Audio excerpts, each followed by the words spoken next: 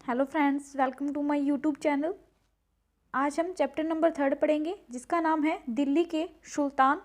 तो इस चैप्टर में हम यह पढ़ेंगे कि दिल्ली पर कब कब किन किन शासकों का शासन था, सबसे पहले कौन थे, उसके बाद कौन थे, उसके बाद कौन थे। तो इस प्रकार जो इनका क्रम है वह भी कई बार पूछा जाता है। तो स्टार्टिंग में हम यह पढ़ेंगे कि दिल्ली इतना प्रसिद्ध राज्य कैसे बन गया था, किसके द्वारा इसको इतना प्रसिद्ध बनाया गया था। तो चलिए फ्रेंड्स, इसको स्टार्ट करते हैं। तो फ्रेंड्स, इस चैप्टर में हम 12वीं और 12वीं के जो बाद की सदियां थी उसके बारे में पढ़ेंगे। खासकर जो 12वीं, 13वीं, 14वीं जो सदियां हैं उनके बारे में पढ़ेंगे। तो इसमें दिया हुआ है कि जो 12वीं सदी जब थी तब जो दिल्ली शहर था वह काफ़ी महत्वपूर्ण शहर या फिर केंद्र बन गया था। इस पर सबसे पहले तोमरों का शासक होता था, लेकिन इन तोमरों के शासक को चौहानों के द्वारा इनको परास्त कर दिया गया था। और उसके बाद जो चौहान थे उनके काल में ही जो दिल्ली है वह महत्वपूर्ण केंद्र बन गया था। और इसके जो अनेक यहाँ पे जैन व्यापारी होते थे और यहाँ उनके द्वारा जो दहली वाल है उनके सिक्कों का निर्माण भी किया गया था। दिल्ली जो 12वीं शताब्दी में महत्वपूर्ण शहर बन गया था। और सबसे पहले यहाँ पर तोमर राजपूतों के काल में दिल्ली राजधानी क्षेत्र बना था। 12वीं सदी के मध्य तोमरों को अजमेर के चौहानों, जिनको हम चाहमान कहते हैं, ने परास्त कर दिया था। तोमरों और चौहानों के राज्यकाल में ही दिल्ली वाणिज्य का एक महत्वपूर्ण केंद्र बन गया था। इस शहर में बहुत सारे समृद्धशाली जैन व्यापारी हुए थे जिन्होंने अनेक मंदिरों का निर्माण करवाया था। यहाँ दहली वाल कहे जाने वाले सिक्के भी डाले जाते थे जो काफ़ी प्रचलन में आ गए थे। यहाँ पे एक मैप दिया हुआ है। यह मानचित्र किस चीज़ का है? तो 13वीं से 14वीं सदी में दिल्ली सल्तनत के कुछ चुने हुए शहरों को यहाँ पर दर्शाया गया है। जैसे आप यहाँ पे देखोगे तो यहाँ पे हौज खास, यहाँ पे सीरी, यहाँ पे जहाँपना, यहाँ दहली ए कुहना इत्यादि क्षेत्रों को दर्शाया गया है। जो 13वीं सदी के आरंभ में दिल्ली सल्तनत की स्थापना हुई थी, इसके साथ दिल्ली एक ऐसी राजधानी में बदल गई जिसका नियंत्रण इस उपमहाद्वीप के बहुत बड़े क्षेत्र पर फैल गया था। सुल्तानों ने अनेक नगर बसाए थे और जो दहली ए कुहना, सीरी और जहाँपना, इन शहरों को बाद में बसाया गया था जो कि काफ़ी महत्वपूर्ण हो गए थे बाद में। फ्रेंड्स, अब हम इसके बारे में पढ़ेंगे कि दिल्ली पर सबसे पहले किसका शासन था। तो सबसे पहले था राजपूत वंश, जो कि तोमर थे। तोमरों का शासन था आरंभिक 12वीं से 1165 तक। तोमर का सबसे जो महत्वपूर्ण शासक था उसका नाम था अनंगपाल और इसका शासन हुआ करता था 1130 से 1145 तक। उसके बाद में तोमरों को हराकर चौहानों ने विजय प्राप्त की थी और इसका जो महत्वपूर्ण शासक था उसका नाम था पृथ्वीराज चौहान और उसका शासन था 1175 से 1192 तक। फिर बाद में आए थे प्रारंभिक तुर्की शासक जिनका शासन 1206 से 1290 तक माना जाता है। जो तुर्की शासक था इसको गुलाम वंश भी कहा जाता था क्योंकि ये पहले गुलामी करते थे अन्य राजाओं या अन्य शासकों की, लेकिन बाद में इन्होंने उन्हीं राजाओं को हराकर वहां पे अपनी सत्ता की स्थापना कर ली थी। इनके जो सबसे प्रतापी शासक थे वो कुतुबुद्दीन ऐबक और गयासुद्दीन बलबन और इल्तुतमिश ये थे। रजिया उनकी बेटी थी इल्तुतमिश की, लेकिन उनको सत्ता उनके हाथ में ज़्यादा समय के लिए नहीं दी गई थी। जो कुतुबुद्दीन ऐबक थे उनका शासनकाल था 1206 से 1210 तक। उसके बाद में इल्तुतमिश शासक बने थे, वो थे 1210 से 1236 तक। फिर रजिया उनको सिर्फ 4 साल तक ही शासन करने दिया गया था, 1236 से 1240 तक। अब है गयासुद्दीन बलबन। बलबन का शासक था 1266 से 1287 तक। यहाँ पे इल्तुतमिश का मकबरा दिया हुआ है और जो यहाँ है यह अलाई दरवाज़ा है। तो अब गुलाम वंश के बाद में खिलजी वंश आया था जिसका शासन था 1290 से 1320 तक। इसके जो प्रमुख थे वह थे जलालुद्दीन या अलाउद्दीन खिलजी। यह सबसे महत्वपूर्ण था। इनके द्वारा दिल्ली का विस्तार है वो अधिक महत्वपूर्ण हो गया था और ज़्यादा फैला था। जलालुद्दीन खिलजी है उनका शासनकाल था 1290 से 1296 तक, और जो अलाउद्दीन खिलजी है उनका शासन था 1296 से 1316 तक।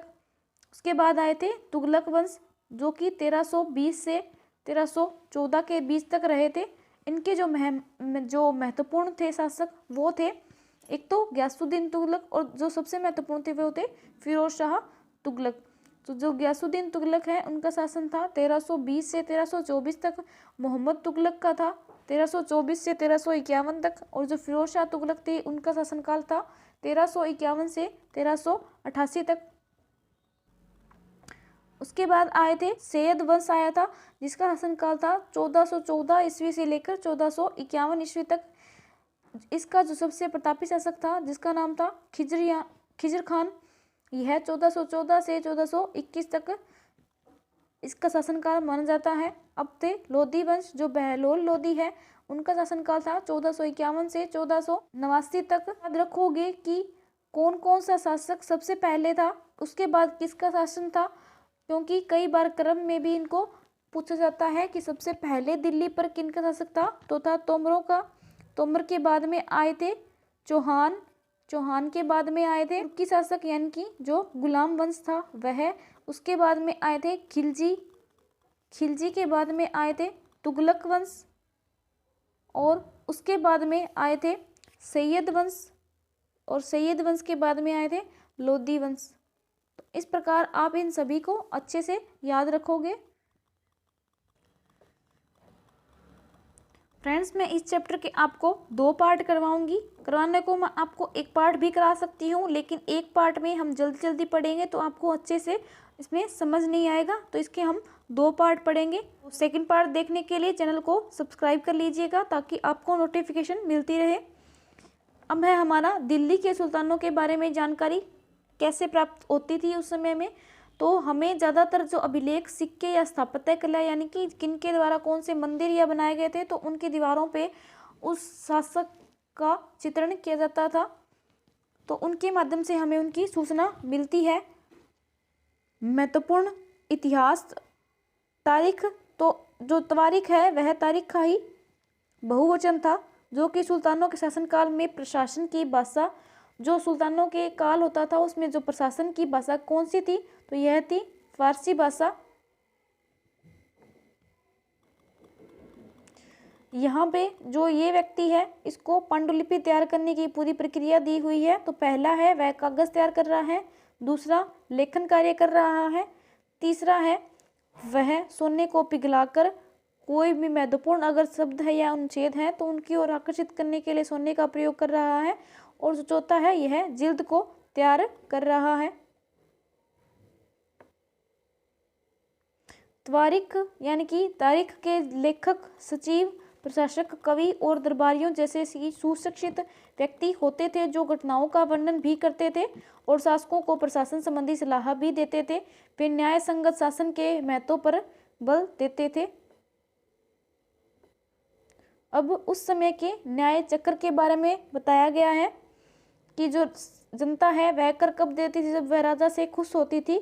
और खुश कैसे, जब राजा उनके अनुसार कार्य करता था और न्याय करता था या फिर ईमानदार होता था। तो 13वीं सदी के इतिहासकार थे फ़ख-ए-मुदबिर, इसने लिखा है कि राजा का काम सैनिकों के बिना नहीं चल सकता, सैनिक वेतन के बिना नहीं जी सकते। वेतन आता है किसानों से एकत्रित किए गए राजस्व से, मगर किसान भी राजस्व तभी चुका सकेंगे जब वे खुशहाल और प्रसन्न हो।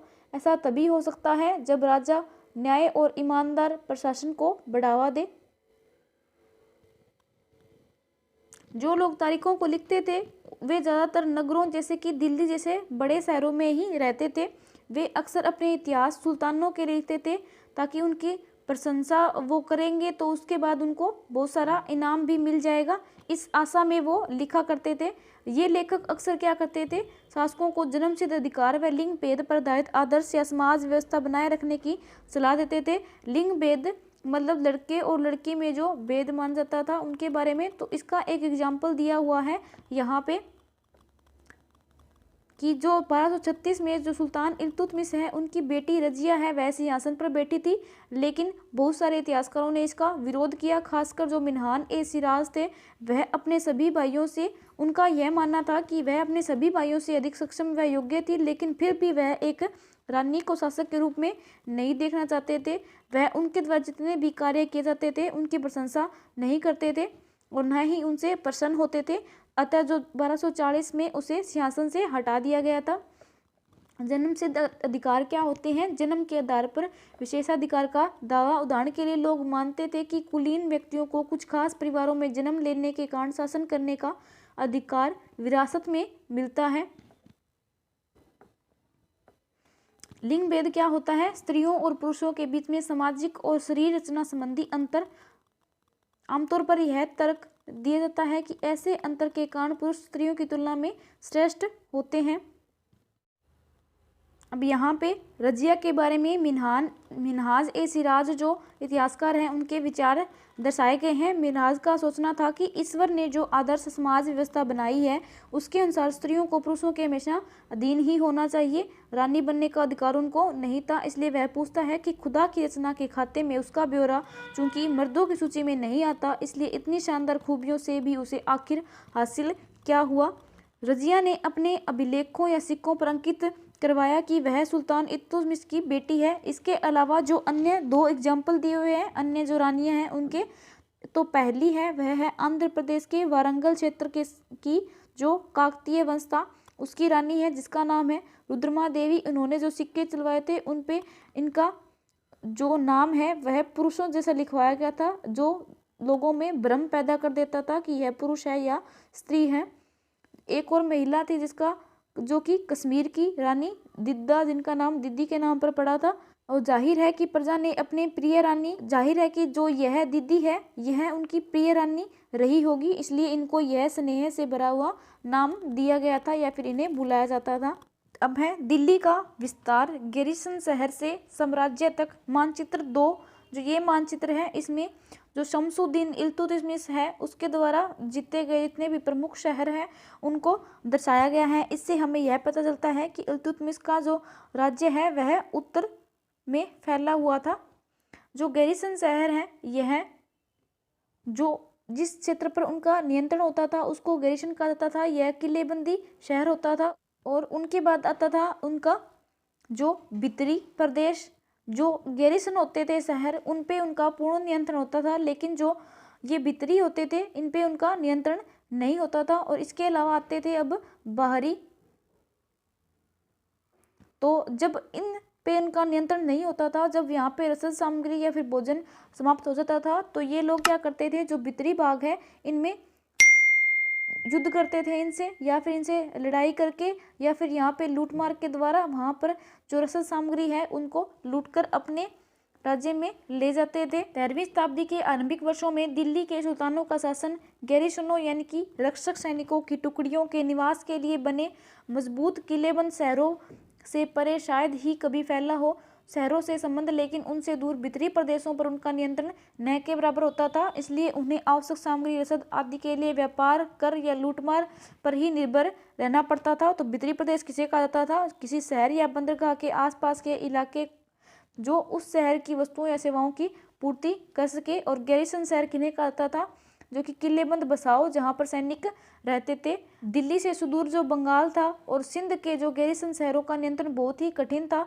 जो राजा होता था वह उसी क्षेत्र पर नियंत्रण करता था, उसके अलावा जो इनके जो भीतरी क्षेत्र होते थे उन पे नियंत्रण कर पाता था, लेकिन इसके अलावा जो उनसे दूर पड़ते थे जितने भी राज्य उन पे यह अपना पूर्ण नियंत्रण स्थापित नहीं कर पाते थे।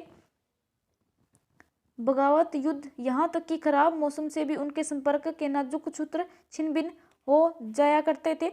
शासक को अफगानिस्तान से आने वाले हमलावरों व उन सूबेदारों से बराबर चुनौती मिलती रहती थी जो जरा सी कमजोरी का जिनको आभास हो जाता था तो वह विद्रोह का झंडा खड़ा कर देते थे, यानी कि विद्रोह कर देते थे। और इन चुनौतियों के चलते सल्तनत को बड़ी मुश्किल से संभाला था। यह किसने संभाला था? जो गयासुद्दीन बलबन थे इन्होंने। और इनके और जो सबसे ज़्यादा विस्तार है दिल्ली का वह कब हुआ था?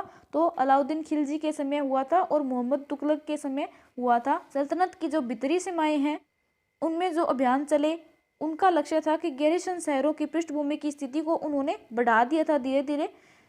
भीतरी क्षेत्रों की स्थिति को मजबूत करना। इन अभियानों के दौरान जो गंगा यमुना का जो दोआब का क्षेत्र था से जंगलों को साफ कर दिया गया और शिकारी संग्राहकों व चरवाहों को उनके पर्यायवास से खदेड़ दिया गया था। जो पर्यायवास है उसका मतलब होता है कि वह जो भी जनता वहाँ पे रहती थी वह उसके वातावरण के या उसी पर्यावरण के अनुकूल अपने जीवन को उन्होंने डाल रखा था, लेकिन अचानक से उनको खदेड़ दिया गया था और उन्हें मजबूरन यहाँ पे जो उनकी ज़मीन थी वह उनको छोड़नी पड़ी थी। यह ज़मीन किसानों को दे दी गई और कृषि कार्यों को प्रोत्साहन दिया गया था। व्यापार मार्गों की सुरक्षा और क्षेत्रीय व्यापार की उन्नति की खातिर नए किले, गैरिसन शहर और शहर बसाए और बनाए गए थे। दूसरा विस्तार था सल्तनत की बाहरी सीमा पर हुआ था। जो अलाउद्दीन खिलजी थे उसके शासनकाल में दक्षिणी भारत को लक्ष्य करके सैनिक अभियान शुरू किए गए थे और ये अभियान है जो मोहम्मद तुगलक के समय में अपनी चरम सीमा पर पहुंचे थे। और इन अभियानों में सल्तनत की सेनाओं ने हाथी, घोड़े, गुलाम और मूल्यवान धातुएं अपने कब्जे में कर ली थी। दिल्ली सल्तनत की सेनाओं की शुरुआत अपेक्षाकृत कमजोर थी, मगर 150 वर्ष बाद मोहम्मद तुगलक के राज्यकाल के अंत तक इस उपमहाद्वीप के विशाल क्षेत्र इसके युद्ध अभियानों के अंतर्गत आ चुका था। जो सबसे ज़्यादा विस्तार है वो हम देख ही रहे हैं कि किसके काल में हुआ था। एक तो जो अलाउद्दीन खिलजी थे उनके काल में हुआ था और उसके अलावा थे जो मोहम्मद बिन तुगलक थे उनके काल में सबसे ज़्यादा विस्तार दिल्ली का हुआ था। इसने शत्रुओं की सेना को परास्त किया था और शहरों पर अपना कब्जा कर लिया था। इसके सूबेदार प्रशासक मुकदमों में फैसले सुनाते थे और साथ ही किसानों से कर भी वसूलते थे। इस मैप में जो अलाउद्दीन खिलजी का दक्षिण भारत का जो अभियान था उनके बारे में दिखाया गया है। जैसे कि स्टार्टिंग में यहाँ पे ये दिल्ली पर थे तो 1301 में इनके द्वारा रणथंभौर पर आक्रमण किया गया और उनको विजित कर लिया गया। 1303 में चित्तौड़गढ़ को विजित कर लिया गया। गुजरात में 1299 में भेजा था और जो ये मांडू है वहाँ पे गए थे। उसके बाद देवनागरी जो थी वहाँ पे विजिट कर लिया गया था। इस प्रकार 1311 में जो वारंगल है जहाँ पे काकतीय वंश का शासन होता था उसको विजित कर लिया गया था। यहाँ पे था तंजावुर, तो इन सभी क्षेत्रों को भी विजित कर लिया गया था। चित्र 2 है 12वीं सदी, जो ये डायग्राम है इसके बारे में पढ़ रहे हैं। तो 12वीं सदी के आखिरी दशक में बनी कुव्वत अल इस्लाम, ये एक मस्जिद है। कुव्वत अल इस्लाम मस्जिद, यह जामा मस्जिद दिल्ली के सुल्तानों द्वारा बनाए गए सबसे पहले शहर में स्थित है। इतिहास में इस शहर को दहली ए कुहना यानी कि पुराना शहर कहा गया है। इस मस्जिद का इल्तुतमिश और वह अलाउद्दीन खिलजी ने विस्तार किया था। और यह जो मस्जिद है या फिर इसकी जो मीनारें हैं उसका निर्माण 3 सुल्तानों कुतुबुद्दीन ऐबक, इल्तुतमिश और फिरोज शाह तुगलक के द्वारा करवाया गया था। यह जो मस्जिद है वह अरबी भाषा का शब्द है जिसका अर्थ होता है ऐसा स्थान जहाँ पर मुसलमान अल्लाह की आराधना में सजदा यानी कि घुटना और माथा टेक कर करते हैं, वह मस्जिद कहलाती है। यहाँ पे है बेगमपुरी की मस्जिद, जो ये है यह मोहम्मद तुगलक के राज्यकाल में दिल्ली में उसकी नई राजधानी जहाँपना विश्व की जो शरण स्थली होती है वह वहाँ पे बनाई गई थी। अब है चित्र 4 मोठ की मस्जिद, जो सिकंदर लोदी के शासनकाल में बनाई गई थी उसके मंत्री के द्वारा। यहाँ पे जो चित्र 5 है जो ये मस्जिद है जमाली और कमाली की मस्जिद, ये 1520 के दशक के जो आखिरी दिनों में बनाई गई थी। तो फ्रेंड्स अब नेक्स्ट पार्ट में पढ़ेंगे हम कि खिलजी और तुगलक वंश हैं उनके अंतर्गत कैसा प्रशासन था और उनके नज़दीक से एक नज़र यानी कि उनके बारे में हम डिटेल से पढ़ेंगे। जो खिलजी और तुगलक वंश का जितना भी प्रशासन हुआ करता था कि उनकी देखरेख होती थी या फिर उनके प्रशासन में किन किन को क्या क्या कहा जाता था। तो ये सब चीज़ें अब हम नेक्स्ट वीडियो में करेंगे।